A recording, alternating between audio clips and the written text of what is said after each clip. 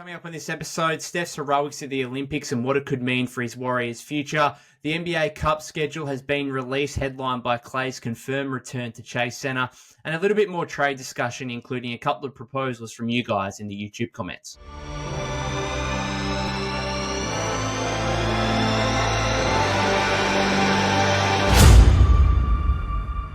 Welcome back to the Golden State with Mates podcast. Been a few days since the last episode, and of course in that time we had the gold medal game between Team USA and France, an incredible contest and another extraordinary performance from Stephen Curry, who backed up his 36 points against Serbia in the semi-final with another 8 threes and 26 points against France.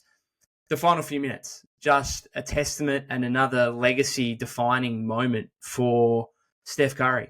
You know, France pull within 3 with just under 3 minutes to go. And Steph just goes on a barrage, 4 threes in just over 2 minutes, including that last one, which I think Mike Greenberg on ESPN labeled the other day as perhaps the best or biggest shot in basketball history, which just goes to show you how good it was, because we know Steph has had so many crazy and unbelievable shots throughout the course of his decorated career. But I mean, just unbelievable. You know, this was, as I said on last episode, went after his 36-point performance against Serbia. This was not a surprise necessarily, but to do it in the manner that he did in such a big moment, obviously his first gold medal, you know, leading the team back from 17 down against Serbia with those 9 points in the fourth quarter. And then, as I said before, to put the game to bed against France, where they literally had a chance there in the final few minutes. They obviously had the home crowd behind them. That was getting tight for Team USA. And for Steph to do what he did in that moment is just unbelievable. And it's what separates him from everyone else. Like, I wrote an article on Blue Man Hoop yesterday kind of responding to D'Angelo Russell's since deleted tweet, where he agreed with the fact that he can get just as hot as Steph and he can hit 4 threes in the space of a couple of minutes or whatever. And I actually agree to D-Lo to an extent, where I think we've seen phases where D-Lo gets hot and he can hit a series of triples in a very short amount of time. He's not the only one that can do that. Steph's not the only one that can do that. There are plenty of talented players around the NBA that can do that. It's just the context of doing it in the big moments. And that is what separates Steph, who, dare we say, like, he won Clutch Player of the Year last season.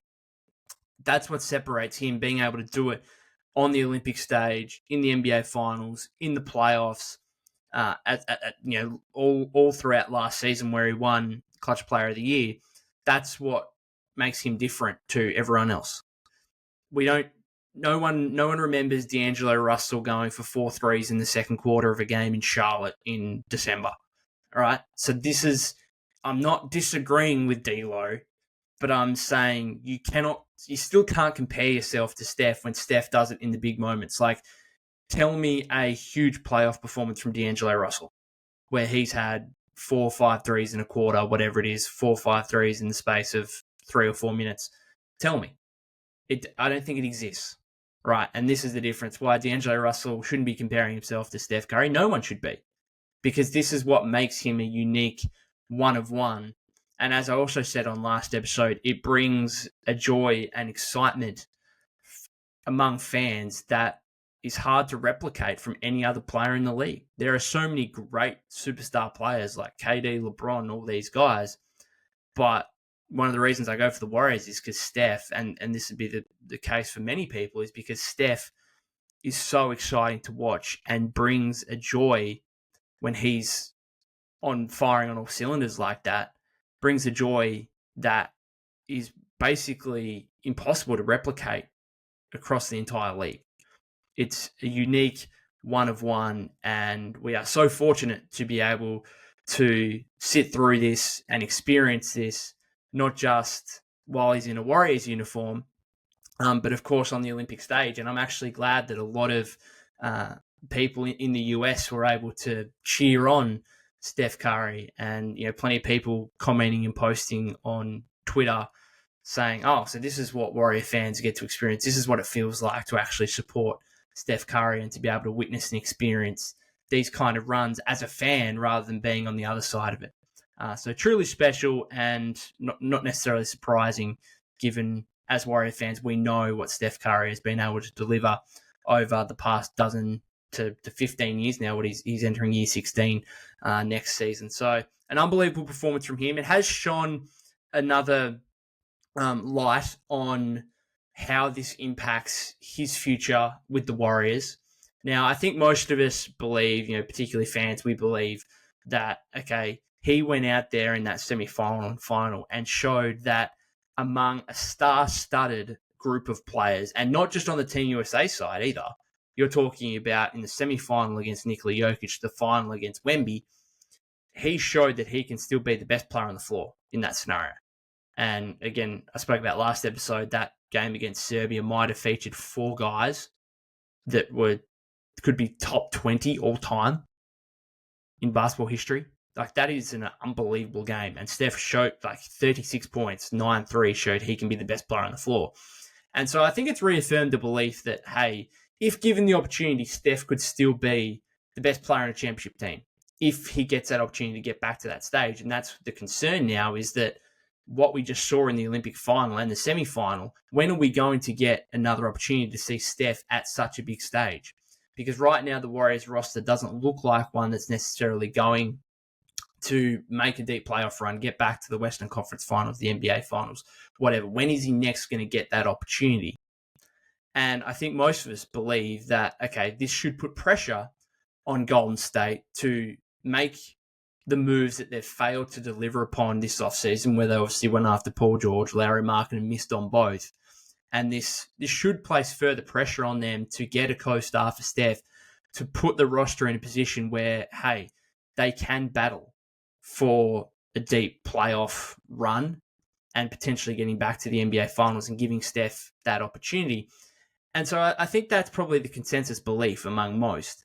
But I actually found it super interesting, and super interesting with Mark Stein's comments or writing yesterday on his Substack, where he believes that Golden State were actually the big winners from the Olympics and Steph's performance in Team USA claiming gold. So I'll just read you what he said here, because I think it's an alternate perspective to what many fans believe, that this actually puts more pressure on the Warriors after Steph's performance. But Mark Stein said, Curry could have conceivably reported for training camp 6 weeks from now feeling rather frustrated by Golden State's inability to land him a new marquee co-star, while the franchise was also bidding an emotional and complicated farewell to Klay Thompson. I would now expect Stephen Curry to simply float his way to Warriors camp in October, which I'm told will be held in Hawaii. So, I mean, the Hawaii thing's cool, but is irrelevant to this conversation. Basically what Stein's saying is that Steph's going to be on such a high from this, really, and that he will obviously get to enjoy this moment over the next few weeks, and that he'll enter training camp in a good mood, essentially, in a good mood from having the off-season that he's had, winning his first Olympic gold medal, getting to celebrate that, rather than, can you imagine if Serbia had won that semi-final, as they looked like they were going to for the majority of that game, and Team USA had failed to win a gold medal? Imagine the kind of pent-up frustration that would have brought for Steph. Sorry about that. The mic just decided to disconnect for some random reason. What I was saying was he could foreseeably play in LA in 2028, but he will be 40 years old. And so this was really his last opportunity to win a gold medal. And can you imagine if he'd failed, if the team had failed in that pursuit? Then, yeah, you could look at it as the Warriors, being under even more pressure to try and get back to the big stage that Steph wants to get to. I think I can agree with Stein's comments to a degree that the Warriors are a winner in a way. However, that's not going to last very long, and that doesn't mean that there isn't responsibility on them to do right by Steph. And if the season starts off poorly, if they're hanging around 500 or they don't look like a team that can get back to playoff action, or look like a team that's, I don't think they have to be in championship contention right at the very start, but they need to show some positive signs. They need to show that, hey, we're a playoff team again and we can make noise in the Western Conference. If they don't show that, then the pressure will absolutely be going on.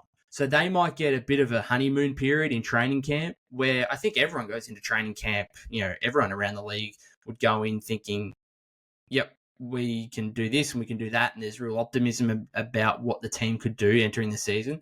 But obviously, once the season starts and once results start falling, then you get an idea of where you're at.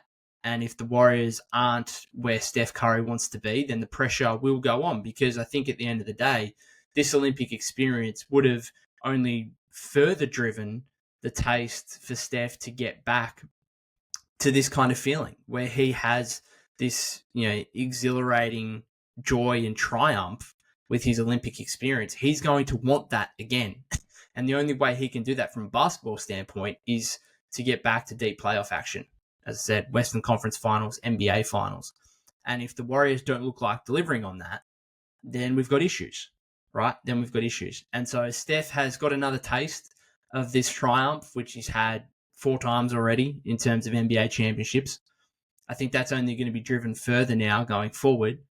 And so, yes, going to training camp, Steph might be in a good mood. Things will change quickly.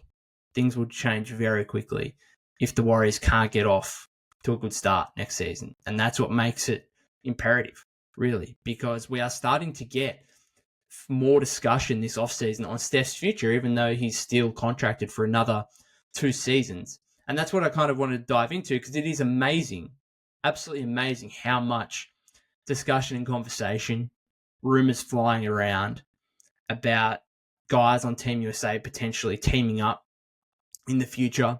We've had the whole LeBron-Steph thing, which was already an idea, was already being suggested prior to the Olympics, simply because obviously the reports came out that the Warriors tried to trade for LeBron at the mid-February mid-season deadline, was obviously rejected by him and his management. LeBron ends up re-signing with the Lakers in free agency. They've obviously drafted Bronny James. So I think the idea got pushed to the side a bit, because it's like, oh, well, these 2 guys are both contracted now for the next 2 years. But then you see the kind of joy they played together with in the Olympics, the way they just fit basketball-wise, where LeBron kind of was able to take more point guard playmaking responsibilities with Team USA, allowing Steph to play off the ball a little bit more, which I think took a while for Steph to get used to in the opening group stages, and we saw that reflected in his performances. But obviously by the end of it, it proved devastating for opponents in Steph going for 60 points across the final 2 games. So I don't think that was too much of a surprise that LeBron and Steph worked so well together by the end. Like, you just think of those 2 guys individually as players, their skill sets, and obviously just how talented they are. I don't think it's a surprise to anyone that works so effectively. And so now we've got the conversation restarting, reigniting, even though, as I said, these 2 guys both have 2 years left on their contract. Bobby Marks mentioned it, kind of plotted the pathway for them to become teammates in the NBA again earlier today on NBA Today. Kind of mentioned LeBron has got another second-year player option on this new contract, so he can opt out again at the end of next season, become an unrestricted free agent, therefore potentially move. And then Steph obviously has this 1 year, $62.6 million extension that he can sign this offseason. But if he doesn't do that, he's obviously got another 2 years remaining. They could both become free agents at the end of 2025-26. And so we're already, Bobby Marks is already kind of plotting that out as a potential pathway for those 2 guys to become teammates. We had Christian Wood and Matt Barnes. Christian Wood tweeted about something like Steph and LeBron should team up for the culture or something like that. Matt Barnes, of course, former Steph Curry teammate, 2017 NBA champion. He kind of put up a clip, I think, on social media of LeBron and Steph at the Olympics with the caption "Future Teammates?" So there's that. Kendrick Perkins already, I think yesterday, came out and had the comments regarding he wouldn't be surprised if Steph and LeBron team up, or maybe it's KD and Steph. We've obviously got a lot of chatter about those 2 guys as well. Part of that has come from KD's mum. Of course, we got the clip that's kind of gone viral now as well with, is it a podcast episode, I think, with Wanda Durant and Sonia Curry, where Wanda says that those 2 would have 20 rings by now. even though it's only been 10 years, kind of. It hasn't even been 10 years since KD joined the Warriors. It's been 8. But yeah, Wanda's saying they would have won 20 rings by now, just showcasing how dominant those two guys were as a pairing. So yeah, I mean, it's amazing how much kind of speculation and conversation this Team USA Olympic run has had on the potential of these guys playing together in the future. And I think for the moment, Steph's performances at the Olympics should really only put pressure on the Warriors, albeit, as Stein says, there might be a honeymoon period of sorts. That's what I'm labeling it as, a honeymoon period of sorts in training camp where Steph comes in a good mood after winning his first gold medal. But I think overall, in the short term, it's only put further pressure because we see that Steph can still be the best player on the floor among the best players in the world. And therefore, Golden State should build a roster that accompanies that belief, essentially. But it won't be known for the fullness of time how much impact that this Olympic run has had on Steph in terms of potential career moves. Can it be enough to lure LeBron or KD to Golden State? Or could it be the nightmare scenario for Golden State where others are actually moving to lure Steph away from the Warriors, which would obviously be a disaster. So we won't know that until the fullness of time, a year, 2 years, 3 years, end of Steph's career, whatever it may be. But in the short term, obviously, as I said, it probably should only put further pressure on the Warriors to build a roster around Steph that is got more star power than what it does currently. Let's put it that way. The NBA Cup full schedule was released earlier today. Klay's return to Chase Center, November 12, going to be an emotional night, that one. It's funny. If you guys haven't heard me say before, Klay's my favorite player ever. And I feel like I've gotten over it to a degree in terms of, I think I've come to my senses and realization that Klay's not going to be on the Warriors entering next season. But I think that's going to change once we actually roll around to training camp firstly, and you start seeing Klay actually in the Mavs facility, training, in press conferences, that kind of thing. And then obviously once he gets out there in a Mavericks uniform in game, it's going to be bizarre. It's going to be seriously weird. And then to come November 12, when he returns to Chase Center, it's going to be such a mixed emotion of feelings because, I'm a Warrior fan at the end of the day, so I'm going to be supporting the Warriors. And I said this to a mate the other day who was kind of talking about himself being more of a Steph Curry fan nowadays and just wanting to see Steph succeed, and that's why he doesn't want Steph to be on a mediocre Warriors team necessarily, and he'd be happy for him to look elsewhere, whatever it may be. But I said to him, Klay's my biggest, my favorite player ever, but that doesn't mean that I'm going to be supporting the Mavericks next season. And so come November 12, it's going to be incredibly emotional because Klay means so much to the franchise, means so much to me personally. It's going to be weird, but then because by the same token, we're going to want to win, right? It's a big game. It's the NBA Cup. I want to know your guys' thoughts on the NBA Cup. I still haven't bought into it whatsoever. I think the reward for winning should be more than just financial. Like, I think there should be some kind of basketball element in terms of the reward or the prize for winning it. I know I get the NBA are trying to make things more interesting. I think by early November, it's only a few weeks into the season, I still think there's enough interest in the NBA. I would push the NBA Cup to January, early February. Just after Christmas, because I think before Christmas, there's still enough interest from fans. I might be different because I'm a NBA nerd kind of thing. I'm happy to watch games, but even your interest in the league can certainly wane throughout the course of a season. But I think it's generally the January, February period where all of a sudden the talk goes less on the actual basketball side of things and more so on trade rumors and stuff like that leading up to the deadline. I think post-Christmas would be the best time to have the NBA Cup. So I certainly haven't bought into it. One, because I don't think the prize, I think the prize should be related to basketball in some way rather than just financial. And two, because of the timing of it. I mean, I don't need NBA Cup games on November 12th to be interested in basketball. Like, I will watch regardless. And so the schedule for the Warriors is Mavs at Warriors November 12th with Klay's return, Grizzlies at Warriors November 15, and then the Warriors go on the road to face the Pelicans on November 22 and December 3 in Denver. It is a tough group. And obviously this Western Conference Group C, and all the groups were released, was it 6 weeks ago now, a while ago, whatever it was.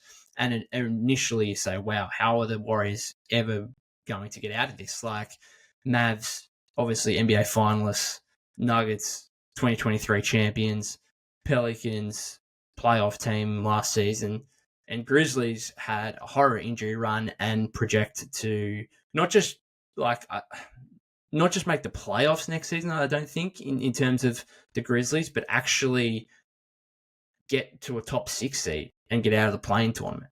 And you get Jar back. You get to see what that looks like with him, Desmond Bane, Jaren Jackson Jr., and Marcus Smart, whose first year with Memphis just doesn't really count to a degree. And then they've obviously got Zach Edey as well, who's going to be interesting. So they're going to be a fascinating team. They should be a really good team. And therefore, I mean, I'm pretty sure the Warriors have the lowest over-under win total projection out of any of these teams. So you wonder how they're possibly going to make it through to the quarterfinals and get out of the group. I don't care.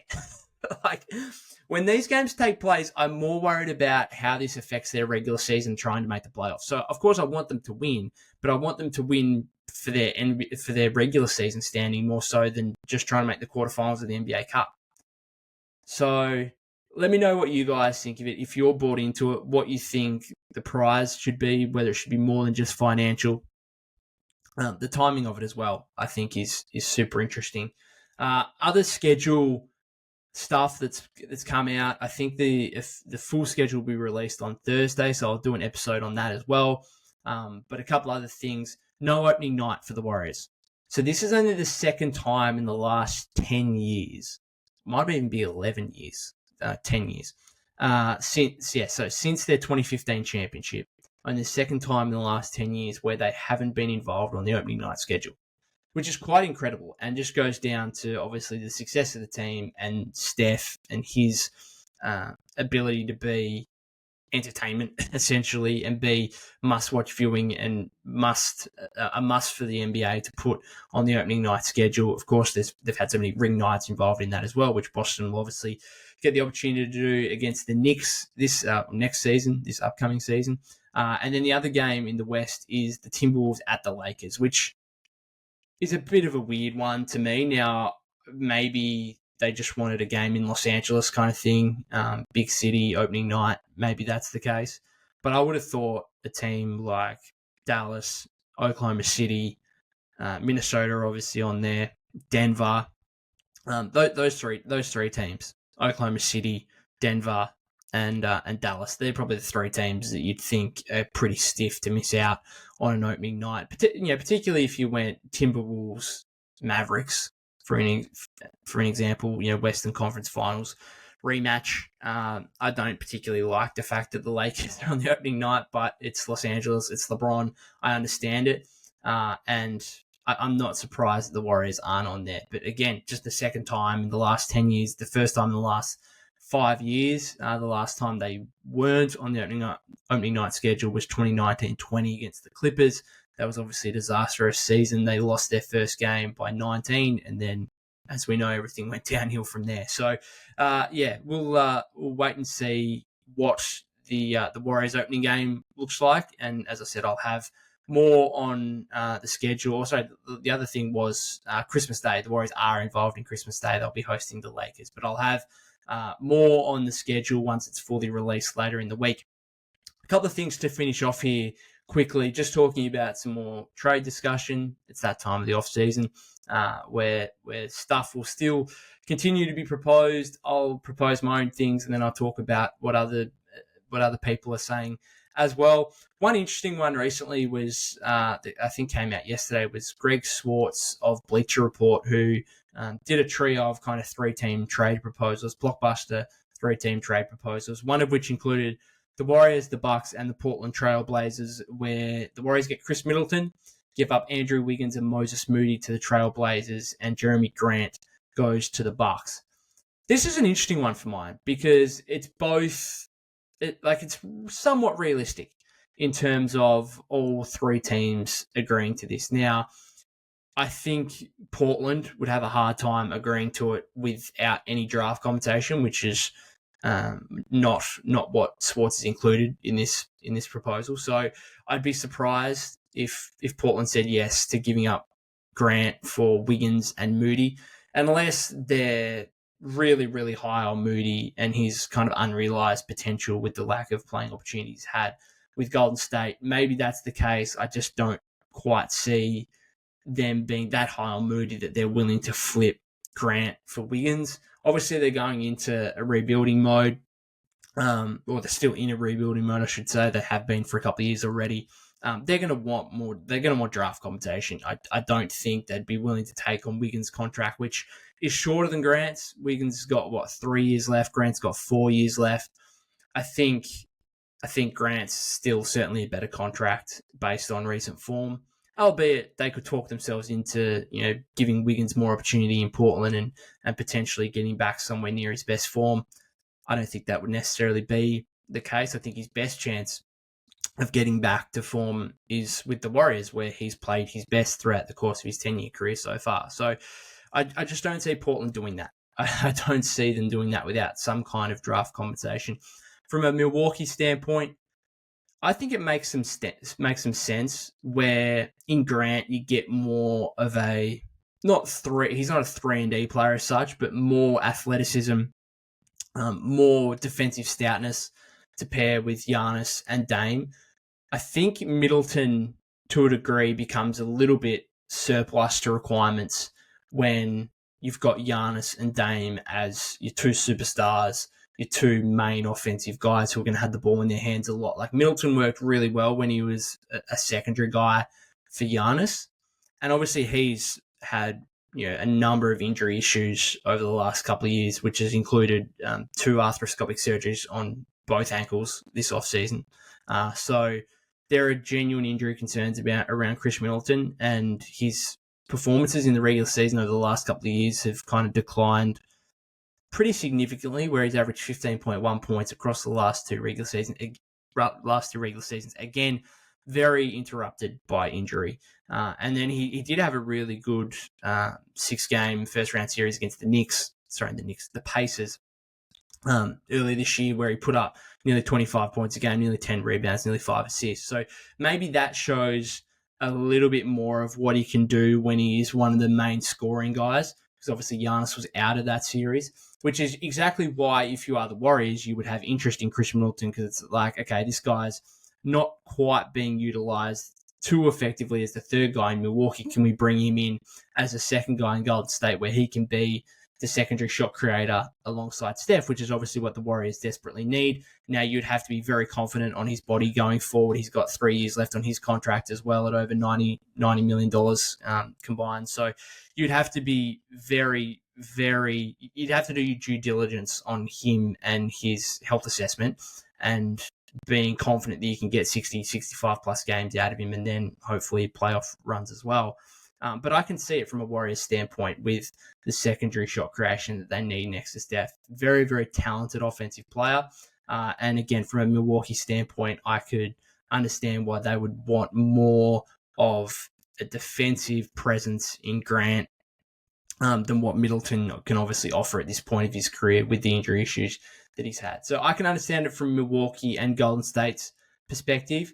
It's just Portland. I just don't think they do it without draft compensation. I just do not see it. So a very interesting, fascinating proposal anyway. Middleton, obviously a 3-time All-Star, would give the Warriors a lot of what they need heading into next season. Again, the injury factor is just such a big risk, particularly with 3 years left. Sorry, not 3 years left. I think he's only got 2 years left, actually. 2 years, $65 million. The initial contract was like 3 years, 93 or something.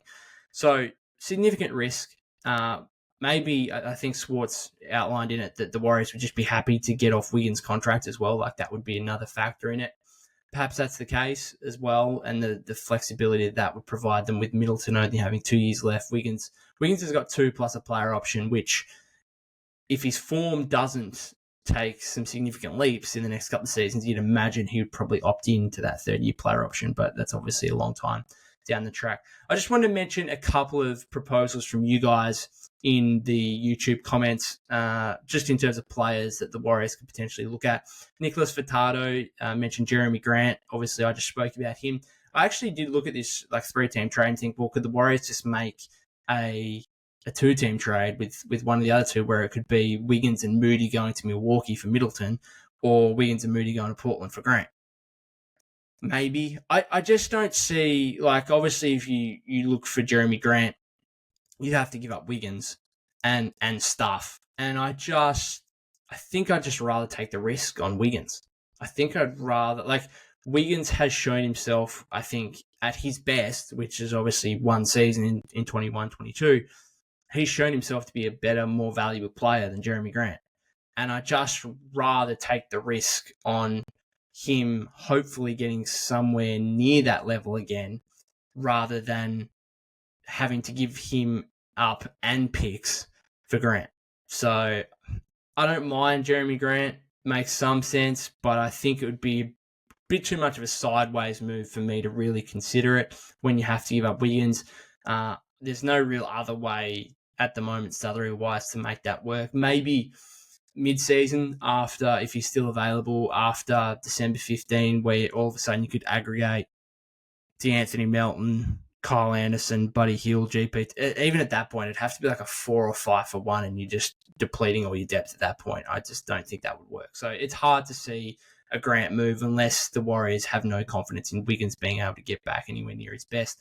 And then Raymond Kelly, this was an interesting one, proposed, said he'd like to get the Warriors to get their hands on Trae Young and Clint Capella, giving them a starting 5 of Steph, Trae, Kuminga, Draymond, and Capella. So that doesn't work financially, unfortunately. There's no way that the Warriors could get Trae and Capella while keeping Steph and Draymond, and assuming they keep Kuminga and therefore want to extend him as well. There's no way of being able to do that financially. And then, even then, from a basketball sense, Steph and Trae, I mean, we know the comparisons that Trae's had to Steph across the course of his career. He's a very, very good player, all-star caliber player. And I think sometimes he gets too much criticism for what he is. But there would be so many defensive question marks on that backcourt. And maybe things could be minimized somewhat in terms of those issues by having Kuminga, Draymond, and Capella in the front court. Maybe that helps. But, Trae is not necessarily Trae needs the ball in his hands. Steph could play more of an off-ball role, but I think ultimately the Warriors want a guy where he's the number 2 option and Steph's the number 1 option. And that's why I think a guy like Middleton could work, because he is kind of the secondary guy, as Trae has to be the number 1 guy. He's never shown throughout the course of his career an ability to be an off-ball presence where in the big moments he gives the ball up and becomes a catch-and-shoot threat. He's never been that guy necessarily, and it didn't work with DeJounte Murray in Atlanta, obviously, to the point where Murray got traded to the Pelicans this offseason. So the Trae Capella thing wouldn't work financially, Raymond, and I don't think it would necessarily work from a basketball perspective either. But if you guys have some more names that you want to throw out there that Warriors could potentially target, I'm more than happy to go through them and give you my thoughts and opinion, and anything else really that you want to talk about. We're getting to the dull parts of the off season a little bit. I'll continue these episodes every few days with the content that comes through, but much of that content, if that can be created by you guys in the comments, then I'm more than happy to be doing that and go through what you guys have to say. So other than that, if you haven't subscribed to the YouTube channel already, that would be greatly appreciated. Currently sitting at about 730 subs. I'd love to get to 1,000 by the start of the season. I don't think that will happen, but that's kind of maybe a mini goal that I'll set myself for that. So if you guys could continue to support, that would be great. If you haven't followed me over on X/Twitter, it's at POC252, POK252. I'll be continuing some some content over there as well. Other than that, I hope you're having a good start to your week, and I'll see you on the next episode.